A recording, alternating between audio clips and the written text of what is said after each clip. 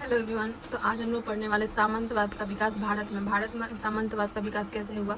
ये वाला टॉपिक बहुत सारे हिस्ट्री के एग्जाम में, रिटन एग्जाम में आता है। जैसे बीए का एग्जाम हो गया, एमए हो गया, इन सब में क्वेश्चन बहुत इंपॉर्टेंट रहता है। सामंतवाद का विकास भारत में सारे लोग इस टॉपिक को पढ़ते भी हैं।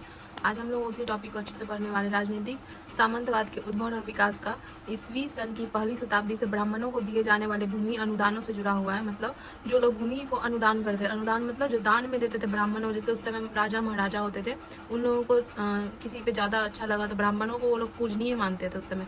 तो पूजनीय के कारण वो लोग दान करते थे जमीनों को। जो क्षेत्र उनको दान दिए जाते थे उनमें उन्हें राजस्व से व्यापक अधिकार दिए जाते थे और साथ ही शांति व्यवस्था कायम रखने और अपराधियों से जुर्माना वसूलने जैसे प्रशासनिक अधिकारी भी थे।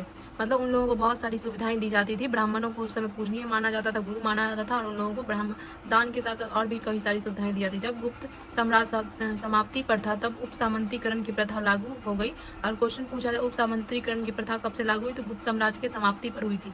उप सामंतीकरण का प्रथम प्रमाण गुप्त काल का है, जिसमें गुप्त सम्राट बुद्ध गुप्त के अधीन महाराजा सूर्य बीस चंद्र का एक बड़ा सामंत था। उनका सामंत था, इसके अधीन एक सामंत और अधीन एक अनसामंत मात्र विष्णु। मतलब सामंत के अंदर एक सामंत रहता था, जिसके जैसे एक बड़ा सामंत हुआ, महाराज हुए, उन्होंने किसी को सामंत बनाया, फिर उस सामंत ने अपने अंदर किसी को काम करने के लिए रखा, फिर उस सामंत ने किसी को अपने अंदर का, ये श्रृंखला ऐसे चलते रहती थी। नीचे से ऊपर जाएंगे तो जो निचला व्यक्ति था उस पर ज़्यादा वर्कलोड रहता था, उसके ऊपर वाले पे थोड़ा कम, उसके ऊपर वाले। वैसे ही जैसे अगर महाराजा को टैक्स चाहिए तो वो इस सामंत को प्रेशर देंगे, फिर इससे देगा, फिर ये इसे देगा, फिर इसे देगा। मतलब लास्ट में किसान आ जाता था, जिसको जो लोग बंधुआ मजदूर होते थे उस वर्ग के लोग आते थे, इन पे बहुत प्रेशर रहता था कि कैसे करके उतना टैक्स पूरा करके दे, अनाज हो ना हो, क्योंकि इन सब के ऊपर भी ऊपर से प्रेशर आते रहता था।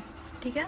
एक विद्वान के अनुसार शक, यवन, कुषाण आदि विदेशी अशांति उत्पन्न अदा की अव्यवस्था के युग में प्रत्येक महत्वाकांक्षी शक्तिशाली व्यक्ति ने भी अपने पृथक राज कायम कर लिया। गुप्त शासकों ने इस सभी महाराजों का अंत नहीं किया। प्रतिहारों के अधीन राजस्थान में कृषि दासत्व की प्रथा थी। प्रतिहार जो थे उनके अधीन कृषि दासत्व की प्रथा थी। कृषकों को कृषि दासों में स्थिति में पहुंचाने वाली दूसरी बात थी बेगार प्रथा का विस्तार। पूर्वी काठियावाड़ के प्रतिहारों के सामंतों को ग्रामीण से बेगार लेने का अधिकार प्राप्त था। वहां यह प्रथा विशिष्ट नाम से जानी जाती थी। बेगार की प्रथा जितने व्यापक रूप से प्रतिहार और राष्ट्रकूटों के शासन काल में, गुप्त काल और महाराष्ट्र में फैली, उतनी और किसी काल में नहीं फैली। इसकी प्रमुख विशेषता नहीं में, मतलब बेगार हो गया या फिर यूँ कह ले सामंतवाद की प्रथा जो थी वो ज्यादातर गुप्त काल में बहुत ज्यादा फैली थी। उसका कारण यहाँ पे दिया गया है। भूमि पर राजकीय और सामुदायिक अस्तित्व का ह्रास हो रहा तथा व्यक्ति स्वामित्व का विकास हो रहा था।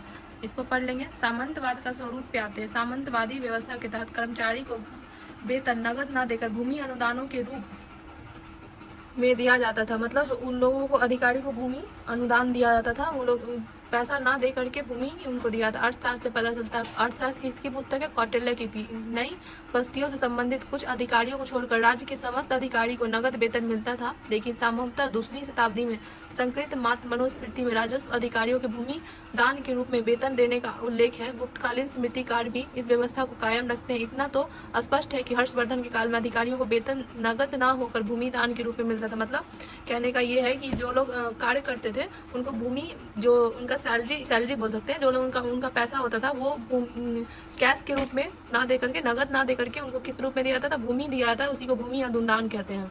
इस व्यवस्था में सामंतों को अपने सम्राटों के प्रति कुछ दायित्व का निर्वहन करना होता था। ब्राह्म पहला लेखक जिसमें हर्षचरित तथा कादम्बरी में सामंतों के कर्तव्यों का संकेत दिया गया कि क्या है? बाण पहला लेखक जिसने हर्षचरित और कादम्बरी में सामंतों के, कादम्बरी और हर्षचरित में सामंतों के मुख्य कर्तव्य था अपने राज्य की सेना संगठित करना, वार्षिक कर देना तथा प्रति राज्य के दरबार में उपस्थित होकर अपनी वफादारी प्रदर्शित करना। ये सम्राट के साथ अनेक मनोरंजन में भी दिखाया गया। मतलब सामंत का यहाँ पे कर्तव्य बताया गया कि किसी को अगर कोई राज्य सामंत बना रहा है तो सामंत अपना क्या क्या कर्तव्य दिखाएगा। यहाँ पर बाण भट्ट जो थे उनकी पुस्तक हो गई कादम्बरी और हर्षचरित, इसमें भी सामंत के बारे में लिखा गया। इस प्रकार सामंत सेना, सैनिक और प्रशासनिक दृष्टि से ही नहीं अपितु सामंतीय दृष्टिकोण से सामंत पद्धति का यह लाभ था कि इससे केंद्र से प्रशासनिक नौकरशाही की आवश्यकता नहीं रह जाती थी। टोटल सामंतवाद पे मेरे पास इतना ही नोट्स है। हम लोग इस चीज़ को पढ़ लिए हैं। नेक्स्ट कोई और टॉपिक पे वीडियो बनेगा।